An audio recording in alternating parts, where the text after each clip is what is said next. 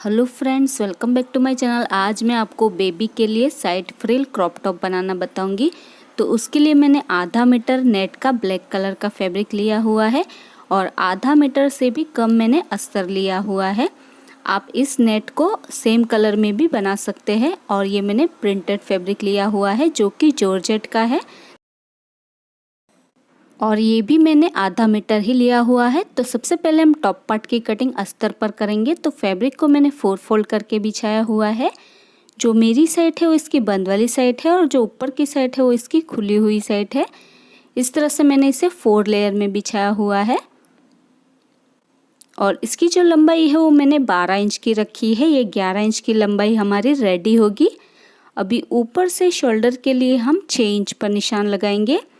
Shoulder के लिए हमें 6 इंच पर ही निशान लगाना है और आर्म होल की लंबाई के लिए भी हमें 6 इंच पर ही निशान लगाना है।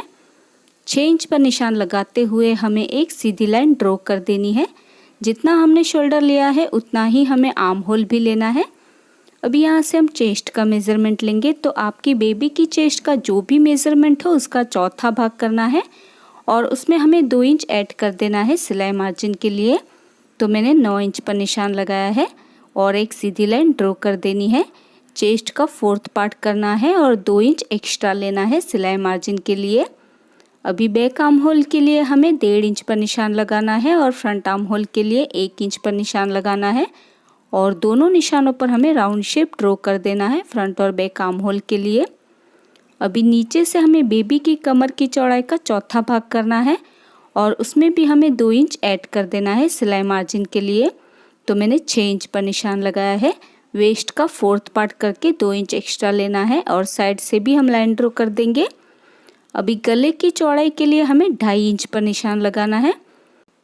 गले की चौड़ाई हमें 2.5 इंच ही लेनी है, नहीं तो गला हमारा ज़्यादा ब्रॉड हो जाएगा। और गले की लंबाई के लिए हमें 4 इंच पर निशान लगाना है। हम बैक ओपन रखने वाले हैं तो गले की लंबाई हम 4 इंच की ही रखेंगे और पीछे की गले की लंबाई के लिए हमें 2 इंच पर निशान लगाना है और दोनों निशानों पर हमें राउंड शेप ड्रॉ कर देना है। अभी जहाँ पर हमारी आर्म होल वाली लाइन है वहाँ पर हमें आधा इंच पर निशान लगाना है और एक तिरछी लाइन ड्रॉ कर देनी है शोल्डर स्लोप के लिए। देखिए इस तरह से। अभी बैक नेक और बैक आर्म होल से हमें इसकी कटिंग कर देनी है। तो जैसे हमने ड्रॉ किया है बिल्कुल वैसे ही हमें इसकी कटिंग कर देनी है। तो देखिए इस तरह से मैंने कटिंग कर दी है।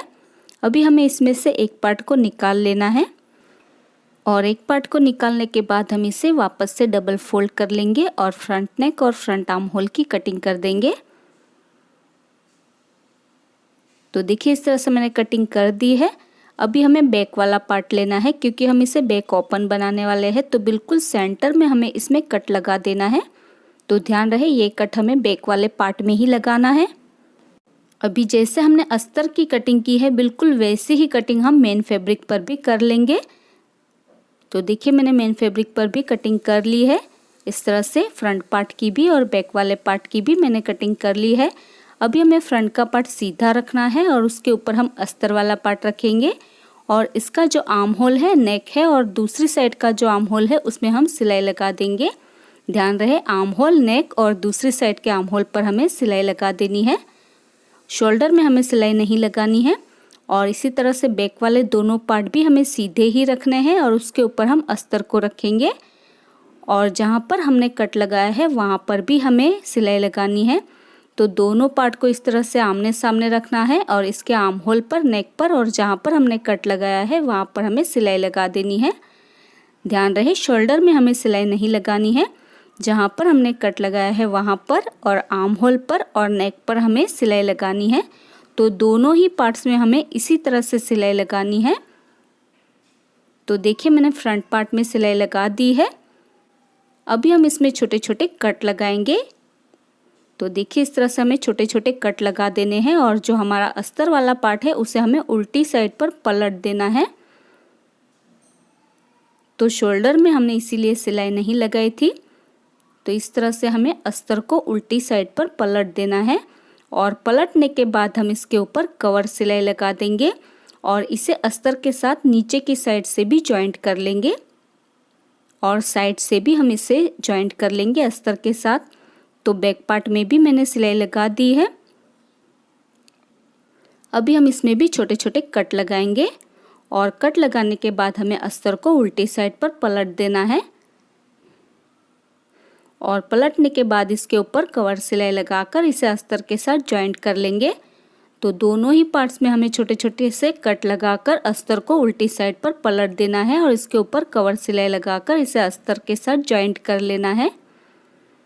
तो देखिए मैंने इसे कवर सिलाई लगाकर अस्तर के साथ जॉइंट कर लिया है। फ्रंट पार्ट को भी और बैक पार्ट में भी मैंने कवर सिलाई लगाकर इसे अस्तर के साथ जॉइंट कर लिया है। अभी हम एक साइड से इसमें अलग से पट्टी अटैच करेंगे आइस बनाने के लिए। तो मैंने ये 2 इंच चौड़ी अस्तर की पट्टी कट की हुई है। इसे हम ऊपर से पहले फोल्ड कर लेंगे, उसके बाद इसे हमें डबल फोल्ड कर लेना है और जहाँ पर हमारी लेफ़्ट वाली साइड है वहाँ पर हम पट्टी को इस तरह से रखेंगे और आधी पट्टी हमें अंदर को दबानी है और आधी पट्टी बाहर की साइड रखनी है और इसमें सिलाई लगानी है। उसके बाद हमें फ्रंट का पार्ट सीधा रखना है और उसके ऊपर बैक वाले दोनों पार्ट उल्टे रखेंगे और इसके शोल्डर जॉइंट कर लेंगे। तो देखिए मैंने इसके शोल्डर जॉइंट कर लिए हैं और पट्टी भी मैंने इसमें अटैच कर ली है बैक पार्ट में। इसके ऊपर हम बाद में आई बना लेंगे। आप चाहे तो बैक पार्ट में जिप भी अटैच कर सकते हैं। अभी देखिए ये जो हमारा शोल्डर है वहाँ पर बिल्कुल सेंटर में हमें एक निशान लगाना है। तो 3 इंच का हमारा शोल्डर रेडी हुआ है तो 1.5 इंच पर हमें निशान लगाना है, यानी कि बिल्कुल सेंटर में निशान लगाना है और इस तरह से हमें सीधी लाइन ड्रॉ कर लेनी है। दोनों ही साइड से हमें इस तरह से बिल्कुल सेंटर में सीधी लाइन ड्रॉ कर लेनी है और इसी तरह से दूसरी साइड का जो शोल्डर है वहाँ पर भी हमें बिल्कुल सेंटर में ही निशान लगाना है और सेंटर में निशान लगाते हुए इस तरह से हमें सीधी लाइन ड्रॉ कर देनी है। फ्रंट पार्ट में भी और बैक पार्ट में भी इस तरह से हम सीधी लाइन ड्रॉ कर लेंगे। उसके बाद मैंने ये नेट का फैब्रिक लिया हुआ है और इसकी जो चौड़ाई है वो मैंने 8 इंच की रखी है। आप अपनी पसंद से चौड़ाई कम या ज़्यादा कर सकते हैं और इसकी जो लंबाई है वो कम से कम हमें 30 से 40 इंच तक की लेनी है। अभी इसकी जो नीचे वाली बॉर्डर है उसे हमें डबल फोल्ड करते हुए इसमें सिलाई लगानी है। उसके बाद ऊपर की साइड हम इसमें बड़ा टाका करके गैदर्स बनाएंगे, यानी कि बड़ा टाका करके हमें इसमें सिलाई लगानी है गैदर्स बनाने के लिए। तो देखिए मैंने बड़ा टाका करके सिलाई लगा दी है। अभी हमें एक धागे को हल्के हल्के खींचना है और उसकी गैदर्स बना लेनी है। तो जहाँ पर हमने लाइन ड्रॉ की थी उतनी हमें गैदर्स सेट करनी है। उसके बाद फ्रिल को हमें उल्टा रखना है इस तरह से और जो हमने लाइन ड्रॉ की है उसके ऊपर हम गैदर्स को अच्छे से सेट कर लेंगे। और ध्यान रहे नीचे की साइड से हमें आधा इंच तक छोड़ते हुए ये फ्रिल अटैच करनी है। तो दोनों ही साइड से हमें आधा आधा इंच छोड़ देना है क्योंकि नीचे से हम पट्टी भी अटैच करेंगे। उसके बाद हमें इसमें सिलाई लगानी है और इसी तरह से दूसरी साइड पर जो हमने लाइन ड्रॉ की थी उसके ऊपर हमें फ्रिल को इस तरह से उल्टा रखना है।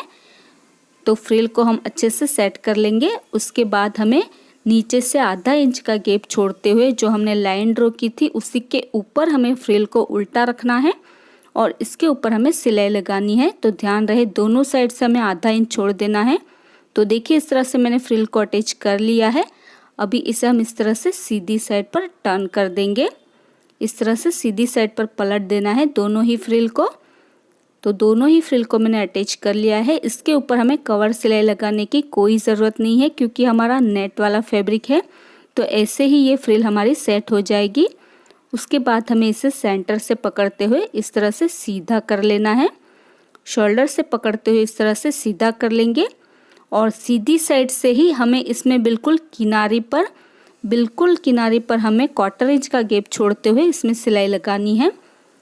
सीधी साइड से ही हमें ये सिलाई लगानी है। तो दोनों साइड पर हम सिलाई लगाएंगे 1/4 इंच का गैप छोड़ते हुए।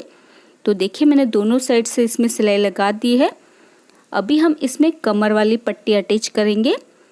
तो नीचे की साइड जैसे हम ब्लाउज़ में पट्टी अटैच करते हैं बिल्कुल उसी तरह से हमें 2 इंच चौड़ी पट्टी लेनी है और इसकी बॉर्डर को पहले हम फोल्ड कर लेंगे और नीचे की साइड से हमें इसमें सिलाई लगाकर पट्टी को अटैच कर लेना है। दूसरी साइड पर भी एक्स्ट्रा पट्टी को कट करते हुए पट्टी की बॉर्डर को फोल्ड कर लेंगे और बिल्कुल किनारे से हम इसमें सिलाई लगाएंगे। जैसे हम ब्लाउज़ में पट्टी अटैच करते हैं बिल्कुल उसी तरह से हमें पट्टी अटैच करनी है। उसके बाद पट्टी की बॉर्डर को फोल्ड करते हुए हम पट्टी को उल्टी साइड पर पलट देंगे। तो देखिए मैंने पट्टी को अटैच कर लिया है और ये पट्टी हमारी जॉइंट हो चुकी है। देखिए इस तरह से अभी हमें ब्लाउज़ को यानी कि क्रॉप टॉप को उल्टा कर लेना है। और ध्यान रहे ये जो हमारी फ्रिल है वो हमारी फिटिंग के अंदर नहीं आनी चाहिए। उसके बाद हम बिल्कुल किनारे पर इसमें सिलाई लगाएंगे दोनों साइड से। उसके बाद हम इसमें बिल्कुल सेंटर में एक लाइन ड्रॉ कर लेंगे फिटिंग के लिए। इस तरह से लाइन ड्रॉ कर लेनी है। उसके बाद हमें फिटिंग का निशान लगाना है। तो सेंटर से जितना भी हमने सिलाई मार्जिन छोड़ा था उतना हमें निशान लगाना है। तो चेस्ट वाली साइड पर भी हमें 1.5 इंच पर निशान लगाना है और कमर वाली साइड पर भी हमें 1.5 इंच पर निशान लगाना है, क्योंकि आधा इंच हमारा कवर सिलाई में चला गया है तो 1.5 इंच हमारा बचा है। और इस तरह से हमें लाइन ड्रॉ कर लेनी है। तो आपका जो भी फिटिंग का मेज़रमेंट हो उस हिसाब से आपको निशान लगाना है। चेस्ट वाली साइड पर भी और कमर वाली साइड पर भी सेंटर से इस तरह से रखते हुए। तो चेस्ट में 7 इंच पर मैंने निशान लगाया है और कमर में 6 इंच पर निशान लगाया है। और इस तरह से दोनों साइड से हम इसकी फिटिंग कर लेंगे। तो देखिए इस तरह से मैंने फिटिंग कर ली है दोनों ही साइड से। अभी बैक पार्ट में जो हमने पट्टी अटैच की थी उसके ऊपर हम आईज बना लेंगे और दूसरी साइड पर हम हुक्स लगा लेंगे। तो इस तरह से हमारा क्रॉप टॉप बनकर रेडी हो चुका है और आप इसे अपनी बेबी को लहंगा या फिर प्लाजो के ऊपर पहना सकते हैं। और ये है इसका final look. So friends, I hope आपको आज का ट्यूटोरियल पसंद आया होगा। अगर आपको आज का वीडियो पसंद आया तो इसे लाइक और शेयर ज़रूर कर देना। और अगर अभी तक आपने हमारी चैनल को सब्सक्राइब नहीं किया है तो प्लीज़ इसे सब्सक्राइब कर लीजिए और साथ में उस बेल आइकन को प्रेस करना मत भूलिएगा, ताकि आपको हमारी आने वाली वीडियो की नोटिफिकेशन सबसे पहले मिल सके। और आपको ये वीडियो कैसा लगा मुझे कमेंट करके ज़रूर बताइएगा। मेरा ये वीडियो देखने के लिए thank you so much guys.